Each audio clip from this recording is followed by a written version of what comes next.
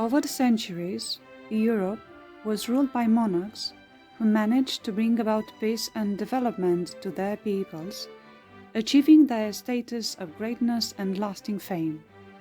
Some of such kings were absolute sovereigns, others were enlightened absolutists, and others derived their right to rule from God. Here's a list of 5 kings who reigned successfully over their kingdoms in Europe. In a chronological order, we start with James I of England. James Charles Stuart was King of Scotland as James VI from the 24th of July, 1567, and King of England and Ireland as James I from the union of the Scottish and English crowns on the 24th of March, 1603, until his death in 1625. He reigned over all 3 kingdoms for 22 years, a period known after him as the Jacobean era. After the union of the crowns, he based himself in England from 1603, returning to Scotland only once in 1617. James was born on the 19th of June 1566 at Edinburgh Castle to Mary, Queen of Scots, and her second husband, Henry Stuart, Lord Darnley. James became King of Scots at the age of 13 months on the 29th of July, 1567. Given the fact that Queen Elizabeth I was unmarried and childless, James was considered her most likely successor. He offered his support to Elizabeth during the Spanish Armada episode of 1588, although his mother had been executed by Elizabeth's order the previous year. James married Anne of Denmark, the younger daughter of Protestant Frederick II, on the 23rd of November 1589. One of his children was the unlucky royal Charles I. James was proclaimed King of England on the 24th of March 1603 after Elizabeth I died that same day. James VI ruled in England as James I after what was known as the Union of the Crowns, when he became the first monarch to style himself King of Great Britain in 1604. In 1605, he survived a Catholic plot intended to blow up the king and parliament. James believed deeply in the divine right of kings, which brought him into conflict repeatedly with Parliament. James's contribution to England and the world was the authorized King James's version of the Bible. The King James Bible was published by Robert Barker, the King's printer, in 1611. Over the years, it would become a vector for spreading the English language worldwide as the dominant global language, both commercially and culturally. James's reign displayed the traits for political absolutism and led to an uneasy relationship with the Parliament, due partly to the financial irresponsibility of James's court. During his reign, known as the Jacobean Age, the cultural achievements of the Elizabethan age continued in literature, arts and sciences. James himself was a talented scholar. James died on the 27th of March 1625 and was succeeded by his second son Charles.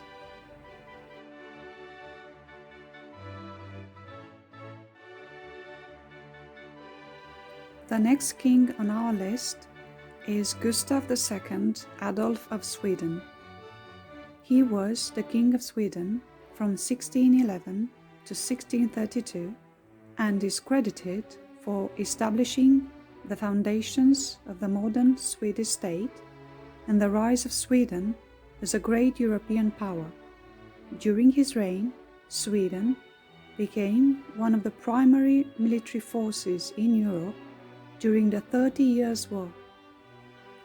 Gustav Adolf was born on the 19th of December 1594 at Castle Tre Kronor in Stockholm as the older son of Duke Charles of the Vasa dynasty and his second wife, Christina of Holstein-Gottorp. Upon his father's death in October 1611, the 16-year-old Gustav inherited the throne, being declared of age and able to reign himself at 17 as of 16th of December. He faced 3 simultaneous and ongoing wars of his father with Russia, Denmark and Poland. These wars provided the opportunity for Gustav to learn the art of war and to become a specialist in that field as a military commander. He was a model for Napoleon I of France and Karl von Clausewitz, who studied and admired Gustav for his warfare strategies. During the 30 Years' War, Gustav Adolf helped the Swedish armies to achieve success and led his nation to great prestige.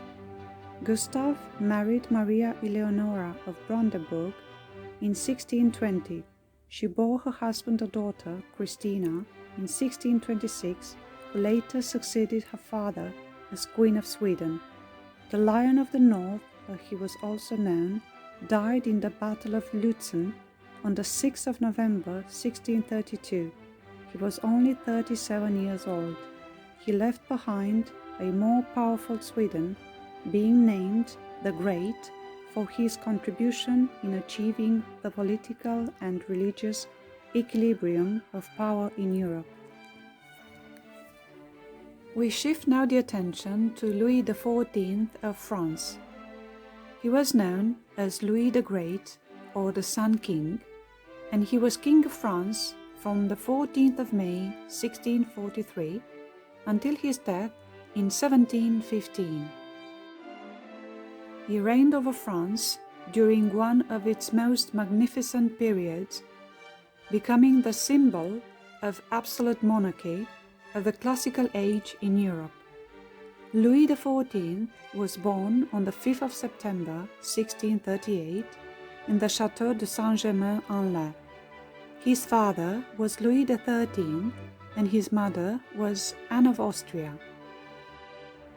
When his father died, Louis became king at the age of 4. During his often harsh and traumatized childhood, his mother served as regent with the help of Cardinal Mazarin. During the minority of Louis XIV, there was a series of civil wars in France from 1648 until 1653, in which the nobles rose in rebellion against Mazarin and the court.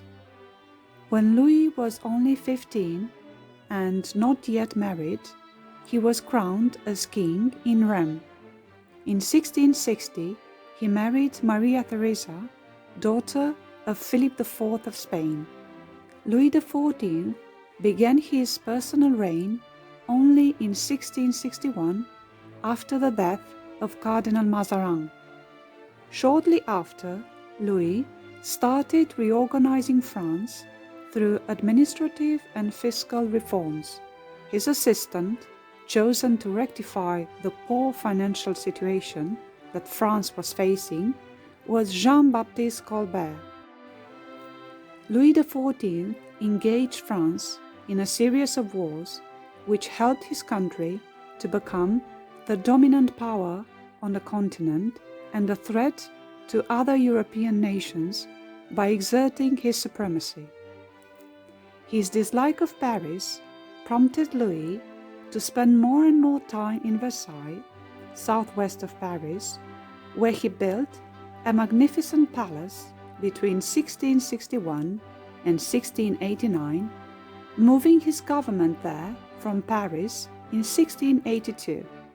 The king surrounded himself with a variety of significant political, military and cultural figures such as Mazarin, Colbert, Vauban, Molière, Racine, La Fontaine, Charpentier, Marais, Lebrun, Rigaud, Leveux, Mansart, and Charles Perrault. During his reign, Louis became a patron of the arts, encouraged industry, promoted trade, and helped financially with the funding of an overseas empire. France became the envy of Europe for its military and cultural achievements, power and sophistication. French manners, values, goods, and behavior became the model for other nations in Europe that started adopting French as the universal language of the European elite. He died in Versailles on the 1st of September 1715. Looking now to the eastern part of Europe, we find another remarkable king, Peter the Great of Russia, who ruled the Tsardom of Russia and later the Russian Empire from the 7th of May 1682 until his death in 1725.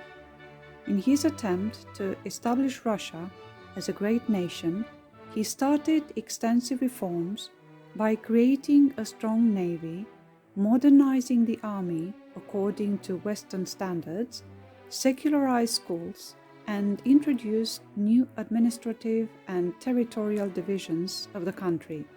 Peter the Great was born Pyotr Alexeyevich on the 9th of June 1672 in Moscow to Tsar Alexis and his second wife Natalia Kirillovna Narishkina.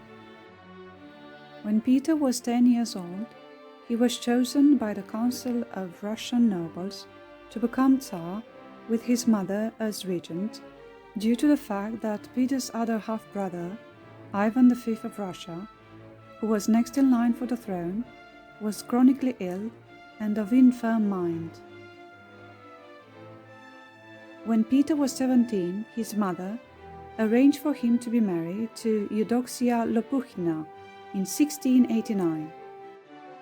The marriage proved to be a failure, and 10 years later, when his wife became a nun, Peter was free to seek other relationships.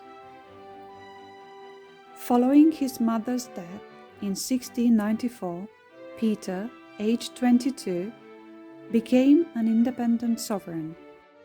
Ivan V was a joint ruler with Peter, though in name only, so Peter became the only ruler when Ivan died in 1696, when Peter was 24 years old.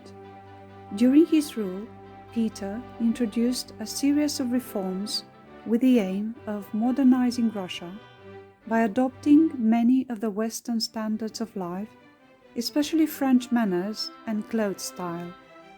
Peter reorganized the Russian army along modern lines and dreamed of making Russia a maritime power. He also established a program for the industrialization of Russian manufacturing in order to diversify the country's exports. Peter desired to improve his nation's position on the seas, and he attempted to acquire control of the Black Sea by capturing the Ottoman fortress of Azov in July of 1696. 2 years later, Peter officially founded the first Russian Navy base. Peter traveled to Holland to gain practical experience in the largest shipyard in the world. He also went to England, where he saw a Royal Navy fleet review at Deptford. He studied the English techniques of city building he would later use at St. Petersburg. He funded and established his new capital in St. Petersburg by ordering building projects of westernized palaces and buildings designed by Italian and German architects. In 1712, he married again a Polish-Lithuanian peasant, Martha, who converted to the Russian Orthodox Church and took the name Catherine and was crowned as Empress in 1724. By his 2 wives, Peter had 14 children. Peter acquired territory in Estonia, Latvia, and Finland, and through several wars with Turkey in the south, he secured access to the Black Sea, and in 1709 he defeated the Swedish army. During his rule, Russia became a great European nation, and in 1721 he proclaimed Russia an empire, with Peter acquiring the title of Emperor of all Russia. Peter died on the 8th of February 1725, age 52, having reigned for 42 years. The last king on our list is Frederick the Great. Frederick II was a Prussian king and military leader who ruled the Kingdom of Prussia from 1740 until 1786, being the longest reign of any Hohenzollern king. He was born to Frederick William I and his wife Sophia Dorothea of Hanover in Berlin on the 24th of January 1712, and was baptized as Friedrich. Although his father wanted Friedrich to learn religion and pragmatism, he was instead fond of music, literature, and French culture, in contradiction to his father's interest in the art of war. On the 12th of June 1733, the Crown Prince married Elizabeth Christine of Brunswick-Bevern, a Protestant relative of the Austrian Habsburgs, although Friedrich wasn't enthusiastic about the match. In 1740, when his father, Frederick William I, died, Prince Friedrich, who was 20 years old, ascended to the throne of Prussia, with his realm consisting of scattered territories and thus unable to exert significant power, a reality Friedrich intended to change. Desiring the prosperous Austrian province of Silesia, Friedrich disputed the succession of the 23-year-old Maria Theresa to the Habsburg lands, while simultaneously making his own claim on Silesia. On the 16th of December 1740, Friedrich invaded and quickly occupied the province, thus triggering the War of the Austrian Succession that lasted from 1740 to 1748 and was the last great power conflict, with the Bourbon-Habsburg dynasty conflict at its heart, and marked the rise of Prussia as a major power. He was able to show his military abilities by taking part in battlefield and using studied strategies, tactics, mobility, and logistics related to warfare. His reign was marked by reforms of the judicial system based on meritocracy, modernization of the Prussian bureaucracy, and civil service. Friedrich died on the 17th of August 1786 in his study at Sanssouci, age 74. He was one of the most enlightened monarchs of his time who contributed to Prussia's success in securing its leading role in Europe.